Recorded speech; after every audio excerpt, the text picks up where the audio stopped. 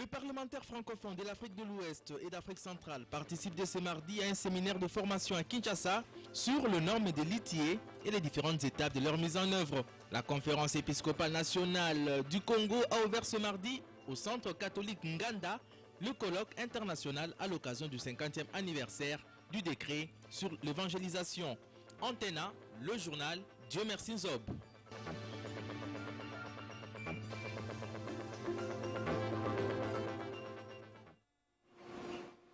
Bienvenue à tous dans ce journal. Madame, monsieur, bonsoir. Ce journal reçoit pour vous monsieur Christophe Roussin. Il est directeur délégué de l'Institut français de Kinshasa.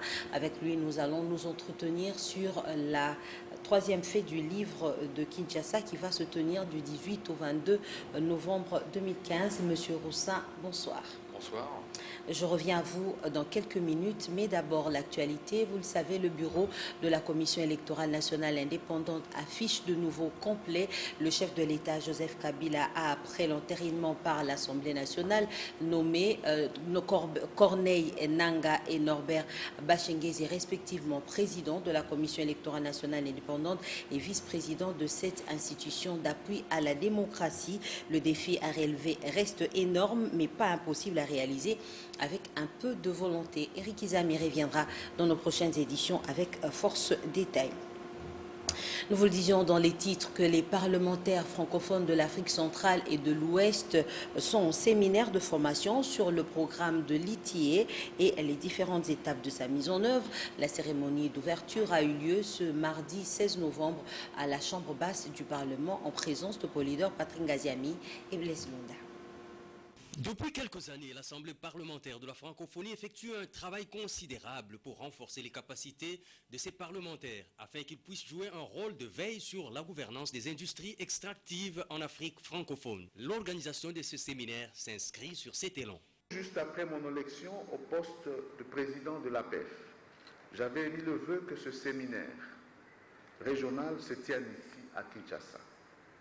Cela pour plusieurs raisons. D'abord, parce que vos pays et le mien regorgent des ressources naturelles et minières.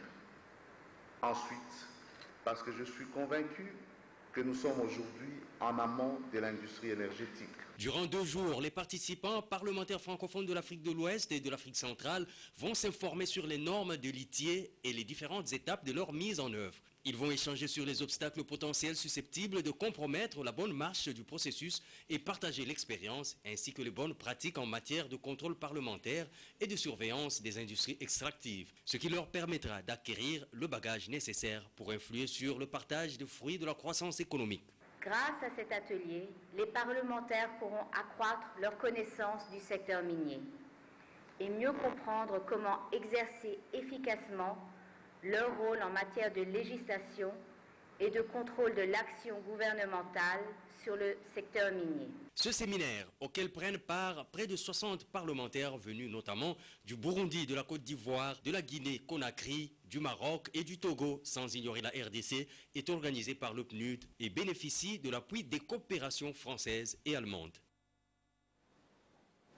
Et juste après, le président de l'Assemblée nationale, Aubin Minakou, a reçu en audience l'envoyé spécial de la Grande-Bretagne pour la région des Grands Lacs. Les deux personnalités ont évoqué des sujets brûlants de l'actualité, tels que nous le fait dire Polydor Patrick Ngaziami et Blaise Lunda. Avec l'honorable Aubin Minakou, l'envoyé spécial de la Grande-Bretagne dans la région des Grands Lacs a discuté de la démocratie qui, pour les Britanniques, est fondamentale. C'est pas toujours facile, même chez nous, à avoir une démocratie ouverte, transparente, avec les débats politiques polis et dans un bon ordre.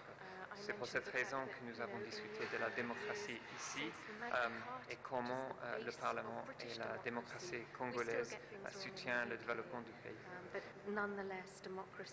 Les deux personnalités ont aussi échangé autour du dialogue politique en vue en République démocratique du Congo, dialogue dont la suite doit être bien clarifiée. Vous avez raison, comme vous l'avez dit, le Royaume-Uni est un des bailleurs de fonds le plus important en RDC. français, où nous dépensons globalement 1 million de livres britanniques chaque jour. Comme dans les élections précédentes, nous sommes toujours prêts à soutenir les élections.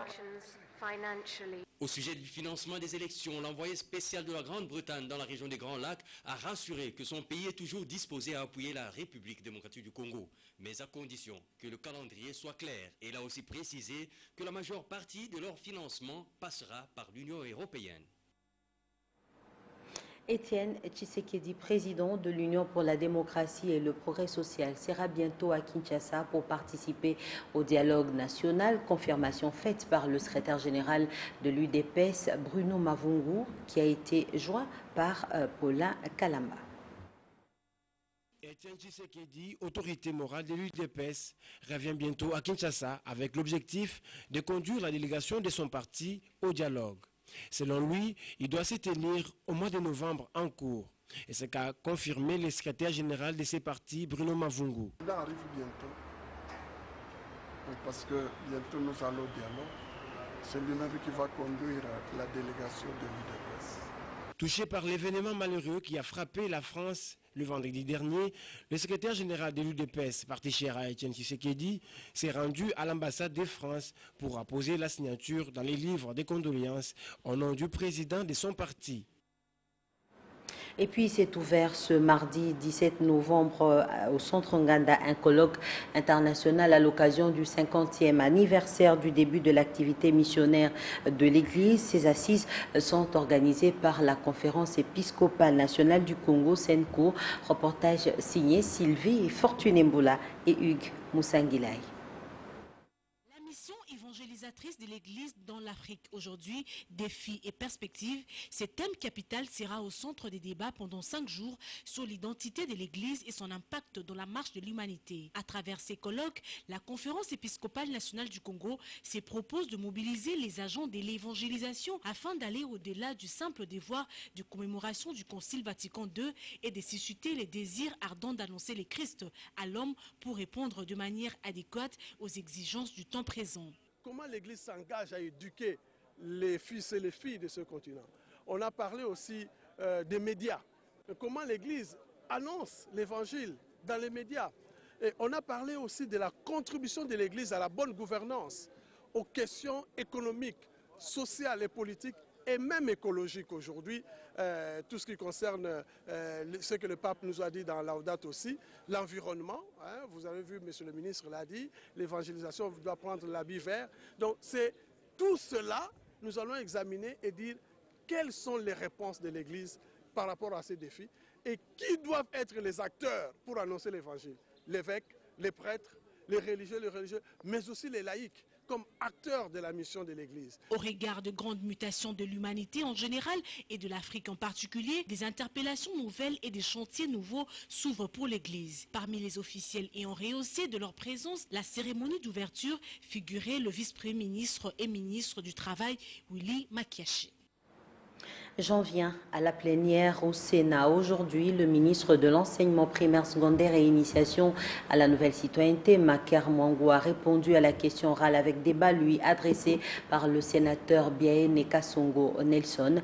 Le ministre de l'EPS Inc. va rentrer jeudi 19 novembre auprès des sénateurs, notamment pour éclairer la lanterne de l'opinion sur la construction des 1000 écoles dans le cadre du projet PRIS, projet de reconstruction et de réhabilitation des infrastructures scolaires qui progressent plus à l'intérieur du pays. Eric Izami.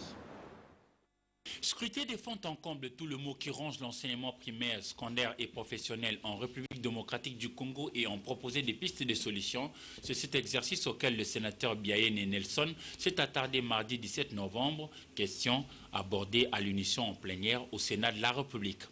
En effet, l'accessibilité à l'école, la qualité de l'enseignement de base ont été examinées lors du débat général à la Chambre haute du Parlement. Sous la colonie belge et un peu plus tard ensuite, l'enseignement primaire et secondaire au Congo-Kinshasa avait toujours été taxé d'un programme cohérent à l'échelle nationale, mais aussi la qualité y était indiscutable. Hélas, de nos jours, les efforts du gouvernement sont fournis, mais la qualité fait défaut et la disparité saute aux yeux. Si à Kinshasa l'accessibilité à l'école, notamment pour la jeune fille, est presque garantie, aujourd'hui, cela n'est pas évident pour l'arrière-pays. La différence minimisable autrefois entre l'école du réseau public à celle de réseau privé est très perceptible.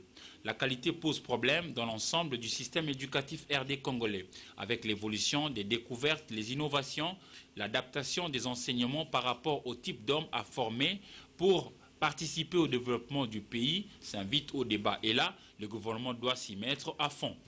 Kinshasa apprenait la construction de 1000 écoles par an. Si dans certains coins, le gouvernement central a tenu ses promesses, il faut dire que dans d'autres coins, plusieurs Congolais attendent en être également bénéficiaires. Quand on parle qualité, de plus en plus, l'élément clé, c'est l'enseignant lui-même, qui parfois est mis en cause. Il n'est pas bien payé. Il ne connaît pas ou presque les recyclages sérieux. Cette nécessité paraît un peu loin d'être honorée. C'est ainsi que le ministre Maker Mangou, face aux nombreuses préoccupations lui exprimées par les sénateurs, a sollicité et obtenu termes et délais pour revenir répondre jeudi 19 novembre 2015. On reste avec le ministre de l'Enseignement primaire, secondaire et initiation à la nouvelle citoyenneté qui a séjourné dernièrement à Paris, en France, où il a eu des entretiens avec le Centre international pour l'éducation pédagogique. Au menu, le pilotage du système de formation des enseignants. Reportage signé Patricia Molengombolekuni. Maker Mangou a aussi eu deux entretiens avec le membre du CIAP, entendez Centre international pour l'éducation pédagogique.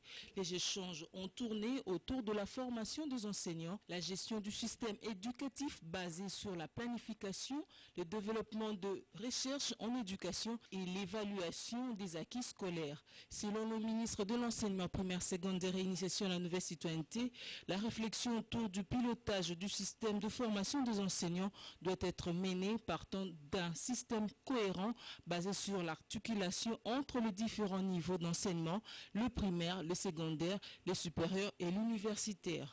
En outre, une mission d'experts français est attendue à Kinshasa d'ici janvier 2016 pour définir les cadres des différents partenariats, entre autres la formation continue et initiale, la recherche en éducation, la planification scolaire, l'évaluation des acquis scolaires, la gestion de centres de formation. Thomas Poirieux, conseiller technique auprès du ministre de l'EPSIC, a été désigné comme point focal pour maintenir le contact, mais aussi et surtout élaborer les termes de référence de la dite mission. Pour rappel, le CIEP est un opérateur public en charge de la coopération entre l'éducation au ministère de l'Éducation nationale française. Le représentant de l'UNESCO, Abdourahmane Diallo, a procédé à l'ouverture de l'atelier technique d'information, de partage et de formation des acteurs hier lundi 16 novembre à la Gombe. C'était dans le but de renforcer les capacités des acteurs informatiques pour le développement de gestion de l'information du programme éducation SIGE et de la carte scolaire numérique. Laetitia Ngwadi, Patrick Borel-Mukendi, Hugues Moussanguilaï. Après la signature du contrat entre l'UNESCO et le gouvernement congolais le 24 mars dernier, deux activités majeures ont été mises en œuvre conformément au plan d'action de la sous-composante 1.1, intitulé « Système de gestion de l'information du programme d'éducation et cartographie des écoles par les systèmes d'information géographique GIS dans le cadre du projet de renforcement des systèmes du développement humain ». Les ateliers programmés ont pour objectif général de renforcer les capacités des acteurs informatiques au niveau central en vue de l'internationalisation des applications conçues pour le développement du SIGE et de la carte scolaire numérique. Le représentant de l'UNESCO, Abdourahmane Diallo, dans son mot, a félicité les secteurs de l'éducation et a assuré l'engagement de l'UNESCO à leur côté pour que le projet contribue à l'amélioration du pilotage pour un système éducatif de qualité en RDC. Le ministère a confié l'assistance technique à l'organisation pour accompagner le secteur dans son ensemble dans l'utilisation des technologies d'information et de la communication pour la production et la dissémination des données statistiques. Abdourahmane Diallo a renchéri en précisant que cette série d'ateliers d'information continuera à Kinshasa. L'équipe d'experts se rendra à Mbandaka du 19 au 22 novembre, à Goma du 23 au 27 novembre et à Kananga du 14 au 18 décembre 2015. Le comportement de l'enfant, tant au niveau de l'école, de la famille et de la nation, c'est le sous-thème pour cette semaine dans toutes les écoles pour sensibiliser les élèves aux notions de la citoyenneté. Nos reporters se sont rendus au complexe scolaire Kanda, Kasavubu, pour s'enquérir de cette réalité. Suivez. La bonne éducation englobe la formation intégrale de l'enfant vis-à-vis de ses proches et de sa communauté. C'est le cheval de bataille du ministère de l'enseignement primaire, secondaire, professionnel et l'initiation à la nouvelle citoyenneté, qui du reste veut faire de l'enfant un être utile à la société en respectant de vraies valeurs humaines basées sur la formation de tout homme et de tout l'homme. Et cette formation exige le comportement de l'enfant tant au niveau de l'école, au niveau de la famille ainsi qu'au niveau de la nation.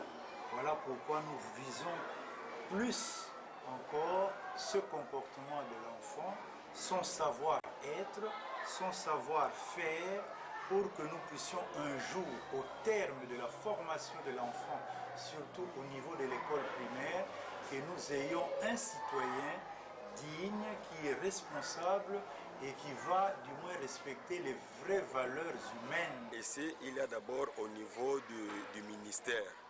On nous a donné une brochure qui a quelques thèmes que nous devons exploiter. Alors, chaque semaine a un thème. Et c'est réparti. Il y a le thème du secondaire, il y a le thème du primaire et bon, même le thème pour je pense, les enfants de l'école maternelle. Cette exigence de la nouvelle citoyenneté instaurée dans les écoles fera des élèves congolais des citoyens responsables. Et puis le staff dirigeant du Front des promotions pour les investissements FPI, conduit par son directeur général Constantin Benguele, a visité le week-end dernier dans l'immeuble de la modernité qui abritera très prochainement les bureaux du FPI. Les détails avec dans Moumad. Doter le fonds de promotion de l'industrie, FPI, du patrimoine immobilier était l'objectif qui s'est assigné le directeur général Constantin Benguele lors de la prise de ses fonctions à la tête de cette institution. Le rêve est devenu réalité. Ces deux immeubles jumeaux construits sur fonds propres du FPI, baptisés immeubles de la modernité. Ces immeubles permettront aux agents et cadres de travailler dans de bonnes conditions. Pour Constantin Benguele, une institution financière doit être stable et crédible parce qu'elle passe par la bonne gouvernance et transparence dans la gestion. Et pour assurer cette transparence, il faut qu'il y ait des infrastructures adéquates. Nous nous sommes inspirés de la politique du chef de l'État, de la modernisation des infrastructures, pour que nous puissions matérialiser cela suivant bien sûr les instructions du gouvernement. Aujourd'hui, c'est chose faite. Il y a quelques années, nous avons posé la première pierre pour la construction de ces deux tours jumelles que nous avons baptisées les immeubles de la modernité. Aujourd'hui, c'est chose faite. Nous sommes fiers d'avoir réalisé une grande œuvre. Un comité bâtisseur est chargé de construire des immeubles à Kisangani, Boma, Matadi, Goma, Kasumbalesa et Kinshasa. Ces constructions, en dehors du fait qu'ils pourvoient d'un cadre décent du travail aux agents, elles contribuent à l'esthétique de la ville, participant ainsi à la concrétisation de la révolution de la modernité. Dans un autre registre, toujours ce mardi 17 novembre, a été inaugurée la Société congolaise de neurochirurgie au Kempinski Fleuve Congo Hôtel de Kinshasa. Le but de cette société sera de promouvoir la santé neurologique en République démocratique du Congo à travers le développement de la neurochirurgie dans tous ses aspects. Patricia Bassois, Juzen Belebele. C'est au cours du 4e congrès international des médecins d'ici et d'ailleurs que le Dr Belchika a inauguré la Société congolaise de neurochirurgiens. Cette structure regroupera plusieurs médecins de cette spécialité. Son but est d'assurer une relève dans le domaine de la science neurochirurgicale de moins en moins fréquentée en République démocratique du Congo. Après différentes exposés sur le traumatisme crânien, le Dr Belchika a placé son mot pour la sortie officielle de la SCNC.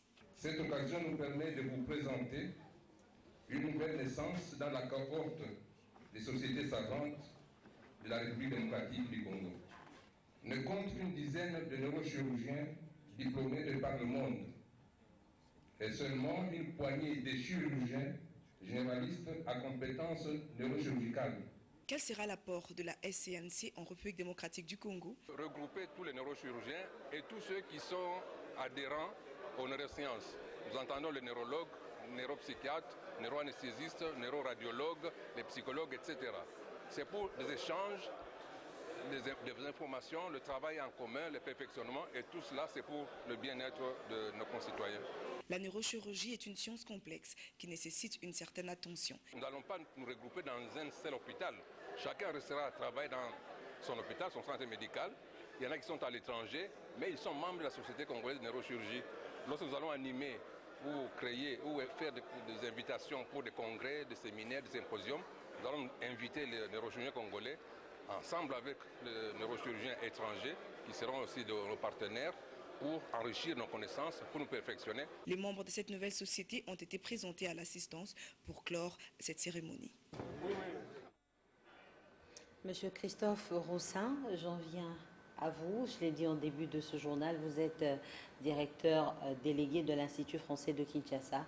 Et donc, vous organisez la 3e fête du livre de Kinshasa sous le thème environnement sur les routes du Congo. En quoi est-ce que cette 3e édition est différente de la première et de la seconde qui ont été organisées ici? Alors, elle est différente d'abord effectivement par son thème. Cette année, nous avons, clin d'œil à la COP21, voulu choisir le thème de l'environnement. L'environnement au sens large, l'environnement du Congo, ses ressources naturelles, sa forêt, son fleuve. Pourquoi pas aussi aborder la question des ressources minières. Mais c'est également l'environnement au sens source d'inspiration littéraire. Donc c'est pour ça qu'on a mentionné sur les routes du Congo, sur les routes de l'imaginaire qui font du Congo aussi une source d'inspiration littéraire depuis Joseph Conrad jusqu'aux écrivains que nous invitons pour cette 3e édition. Donc une édition effectivement avec une thématique différente. La première fois c'était strictement littéraire, c'était au cœur du récit, donc c'était un clin d'œil là cette fois-ci au titre du roman de Joseph Conrad, Au cœur des ténèbres. L'année dernière c'était la mondialisation, ici c'est une autre forme de mondialisation plus axée sur l'environnement. Mais ça reste une manifestation littéraire avec une trentaine d'écrivains, congolais bien sûr, des deux Congos, principalement du Congo-Kinshasa ou des provinces, et puis de 6 ou 7 autres pays. Mais c'est quoi les critères de sélection? Les critères de sélection, c'est d'abord, j'allais dire, le talent. Il faut avoir écrit des choses intéressantes, publiées, primées parfois, sur le Congo. Voilà, sur l'environnement aussi. Sur l'environnement, sur le Congo, oui. Si possible sur les deux. Bon, les critères ne sont pas des critères absolus. Mais effectivement, nous avons des spécialistes du développement durable, du développement rural et du développement durable, comme Alain Huard. Mais nous avons des écrivains pur jus, si j'ose dire, comme Guillaume Jean, comme Liv Joris, comme Emmanuel Dongala. Nous avons une trentaine d'auteurs et effectivement, c'est à la fois des critères de qualité littéraire, de qualité de style, d'intérêt de l'écrit. Et puis, en lien avec la thématique, un certain nombre de conférences qui associeront aussi des conférenciers plus particulièrement spécialisés dans le domaine de l'environnement.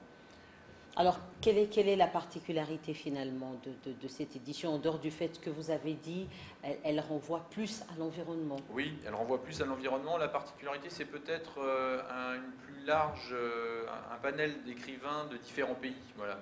Peut-être plus large que les années précédentes, puisque nous accueillons pour la première fois un écrivain burundais, pour la première fois un écrivain britannique, pour la première fois un écrivain américain.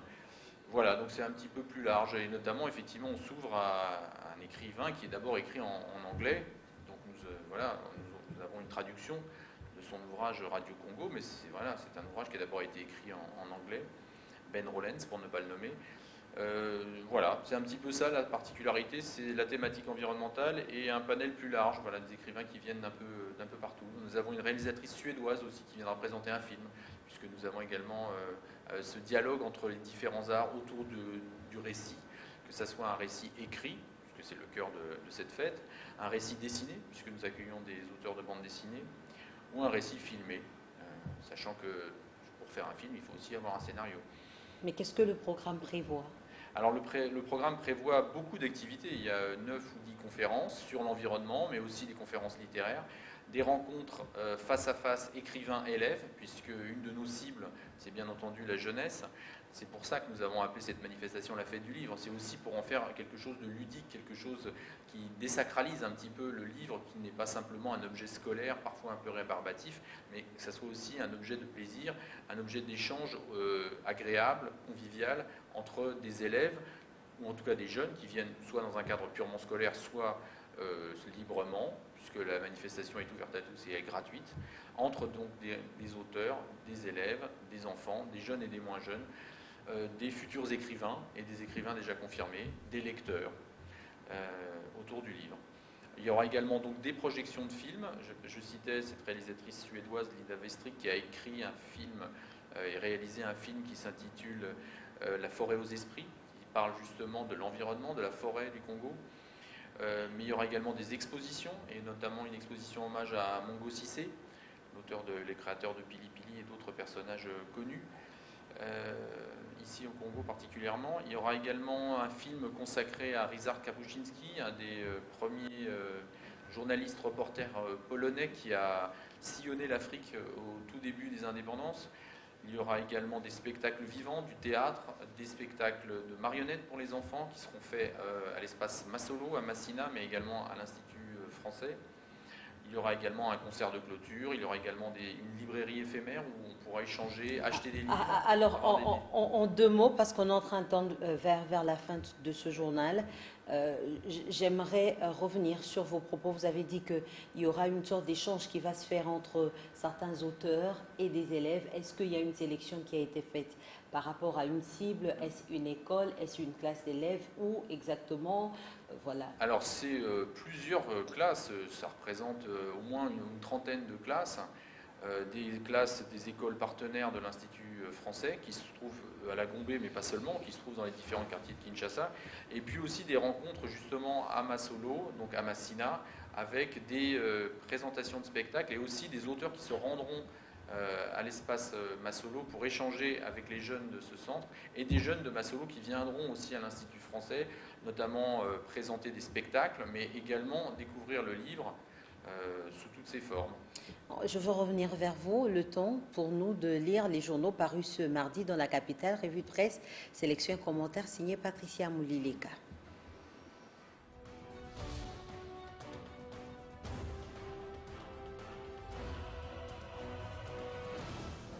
Commençons ces journaux de journaux par le Phare qui titre à sa une « Fichier électoral, nouvel ultimatum de l'opposition. Si aucun consensus n'est dégagé d'ici le 18 février 2016, elle met une croix sur les élections. » En effet, renchérit les confrères, les délais constitutionnels deviennent de plus en plus hypothétiques. Le plaidoyer du porte-parole de la majorité présidentielle en faveur d'une prolongation de 2 à 4 ans des mandats des membres des institutions en place en vue de la tenue de bonnes élections a jeté le doute dans les esprits des millions de Congolais. Leur rêve d'assister à la passation civilisée du pouvoir au sommet de l'État le 19 décembre 2016 risque de se transformer en une cruelle illusion.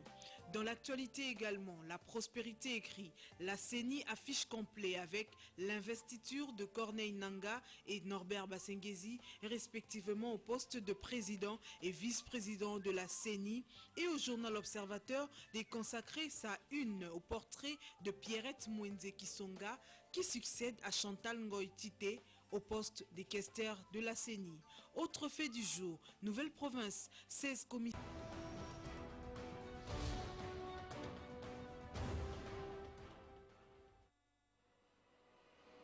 Monsieur Christophe Roussin, nous sommes à la fin de ce journal.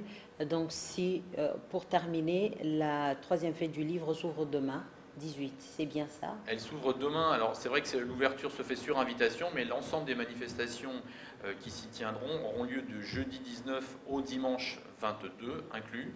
Elles sont entièrement gratuites et ouvertes à tous, effectivement. Mais elles ne se déroulent pas uniquement à l'Institut français, elles se déroulent aussi au lycée français juste à côté, au lycée belge, au Centre Wallonie-Bruxelles, à l'espace Bilembo, à l'Académie des Beaux-Arts, à l'espace Sadi et à l'espace Masolo, donc de Massina. Aucune école congolaise n'a été sélectionnée. toutes les écoles congolaises sont sélectionnées, elles sont toutes les bienvenues et nous travaillons déjà avec beaucoup d'écoles congolaises, des dizaines, qui viendront notamment pour ces face-à-face écrivains-élèves à l'Institut français.